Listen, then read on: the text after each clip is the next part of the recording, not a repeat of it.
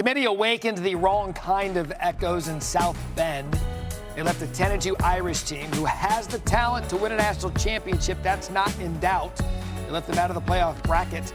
The Irish then declined their bowl bid a couple of hours later. Here's Notre Dame fan Shane Gillis's reaction. Never the ACC after they betrayed us this year. I don't know if you saw their social media. Every day they were trashing Notre Dame. It's like all the money we gave them, we blessed them. And this is how they repay us? Dude, it was so funny. I think it was the week of, like last weekend, the Monday through Thursday, the whole ACC network was just Miami versus Notre Dame. They just replayed the game over and over and over and over again. I thought we were friends, but, whatever. Speaking of friends, Eric McLean, ACC Network. I'm sure everyone is blaming you today as the Notre Dame fallout continues. Mac, your thoughts on the decision and how Notre Dame is handled? Yeah, I think it is unfortunate, man, just because of the situation with Notre Dame being left out. Because as you just said, I agree. I think they can win a national championship. But if I'm comparing them directly to the Miami Hurricanes, well, I already saw that. And it's unfortunate that is what it came down to for them in the Irish, because they are such a great football team. But there's no question in my mind that Miami is better than them. Miami beat them on the field. And if they played again today, I think it would be a very similar, if not a more convincing win for Miami. So at the end of the day, this is more of an Alabama problem to me that they were allowed in and Notre Dame wasn't. You played offensive line at Clemson. The motto at Clemson with Dabo Swinney, since he's been the head coach now for years, all in, all in. Notre Dame not all in because they decided they didn't want to go to their bowl game. As a former player, how does that sit with you? Yeah, it doesn't sit well, man, because I have to think that those seniors didn't know that was going to be their last game the last time they stood out there, man. The last time they stepped on that field, and then to kind of have the rug pulled out beneath you, not by just a committee, but your own people. Now, surely there was a meeting and surely there was a vote, and I hope it was unanimous. I hope everyone came together, because that's real. I mean, the last time you ever will put on that gold helmet, you'd like to get a heads up. You'd like to kind of know that. The last time you'll put on that jersey, when I played and lost the national championship for Clemson, the reason I was so emotional, because that was the last time I'd ever wear the pall. That was the last time I would ever do that, not because we lost. And so for those guys not to be afforded and rewarded that opportunity, I think is a real shame. And you have these, folks and athletic directors and whoever else, staff members coming out and kind of pleading and saying the things that they are about it. I don't agree with any of this stuff, man. I think it's being handled really, really poorly in the public eye. And the public eye has gone after certain people, certain networks, and everything in between. When we stopped focusing on the field is when this entire thing got out of control and became a problem. I'm with you on that. You've been the one that played, so you understand. Like, hey, look, the ACC, it was entertaining this year in that when the ACC's hit, when Florida State's among the best, when Miami's among the best, when your alma mater Clemson's among the best, you could argue this is one of the better conferences in the league. It didn't happen this year outside of Miami. And then they had the whole thing of the conference championship game with Duke and Virginia. What changes do you believe the ACC needs to make moving forward? Yeah, and that's an interesting point, because that's kind of another reason that Notre Dame is in this debacle as well, because that spot, not that it was necessarily taken away because JMU got that, but if it was the Miami team that was tied for second in that five-way tie, then that spot opens up, and maybe it is a Notre Dame that gets that. So surely I think they need to change their conference championship layout and get the two best teams with the college football ranking playoff numbers there. Yeah, as an example, the American Conference puts the highest ranked team into the conference championship, which bode well for them, because then Lain is there in the college football playoff. Eric, Vandy season it was in Nashville. As Vanderbilt set plenty of program marks this season, including their first 10-win season in school history. The Doors' average of 39.4 points per game, the program's highest since 1915.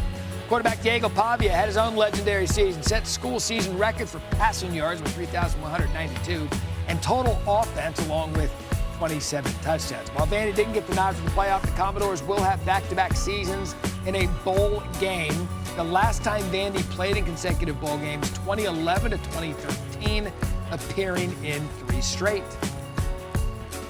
And with that, Clark Lee, Vanderbilt alum and head coach of his Commodores, coming off a historic season, joins us now. Coach, first off, congratulations on this season and really on building something special there.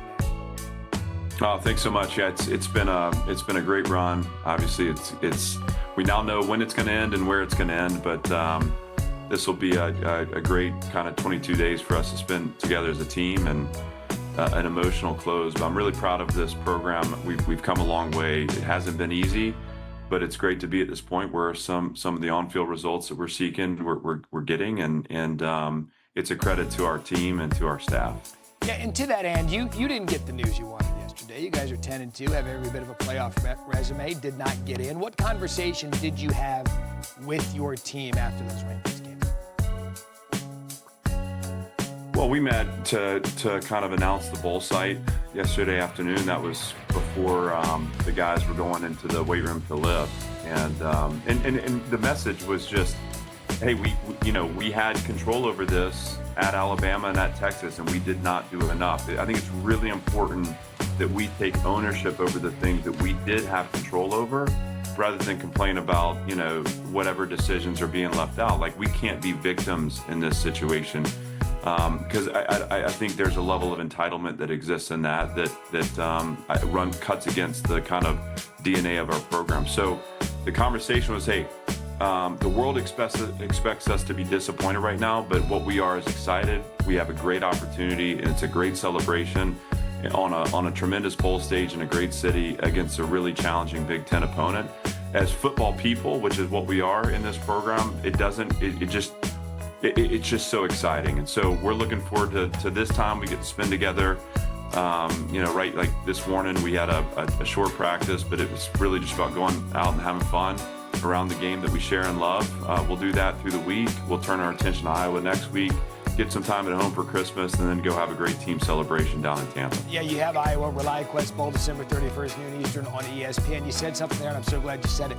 There's been this prevailing thought in college football now for the past couple of years of entitlement. If I don't get my way, I'm going to transfer. If I don't get my NIL, I'm going to go to a different school. And yesterday, the biggest news in college football was when Notre Dame didn't get in at 10-2. They decided they weren't going to play in the bowl game as a team. I'm not asking you to speak on Notre Dame, but I do want to know why your team decided, hey, we're 10-2, we got left out, but you know what? We're going to play in our bowl game. So, yeah, I want to be really careful because I've got a ton of respect for Marcus and that program, and obviously spent a lot of time up there, and so a lot of affection for them. But just to speak on Vanderbilt football, there was no decision. There was no conversation around decision. This program is going to play football, put the ball down, and let's play. That's who we are. That's what we do. We tried to get a 13th game last week. We weren't able to clear the hurdles in time, so we got the 13th game. It's just December 31st. That's our mentality. We love playing the game of football. It's what we do. We build our relationships around it. We build our culture through it, and we get one more opportunity to do this together. I am going to enjoy every day of this, and I will absolutely soak up every minute on the field with this team on December 31st. And that includes with your quarterback, Diego Pavia. I had him on SportsCenter with me last week. What has he meant to the resurrection of what you were building there? Well, I don't know that we have time. He's been everything. I mean, and I think it starts with his the humility in his process, his curiosity day in, day out, just in search of higher levels of performance as a person, as a player. The quiet connections he builds with teammates that really lead to inspirational moments on the field. And then you get to the statistical season he's had, the impact he's had in games, the way he takes games over at the quarterback position. There is no one that can improvise like him right now in our game. There's no one that can create like him right now in our game. I would encourage everyone to tune into our bowl game. I mean, this guy is really special, one of one. I'm hoping that obviously we get the invitation to New York. I'm hoping that he wins the award because he deserves it. This is the best player in college football. But what's best about him is he's one of the great people in college football. This guy cares about his teammates, cares about the families connected to this program, and that's really where he's done his most important work, is establishing player-led leadership in our locker room and really pulling people in from our community into this program and making them feel a part of it. Yeah, there's such a thing in life where there's a right person at the right time in the right place for everything. And Diego Pavia, for you and what you've done and what you're looking to do this program, I believe was perfect for Vanderbilt. You got the hat on. By the way, I got a box from Vandy Claus waiting for me. I believe it's some Diego Pavia Heisman stuff. So I look forward to opening that when we get off air, Coach. Again, congratulations, 10-2, remarkable historic season at Vanderbilt. Cannot wait to watch you in the postseason and see what you continue to do there. Thanks so much. It's been great to be with you.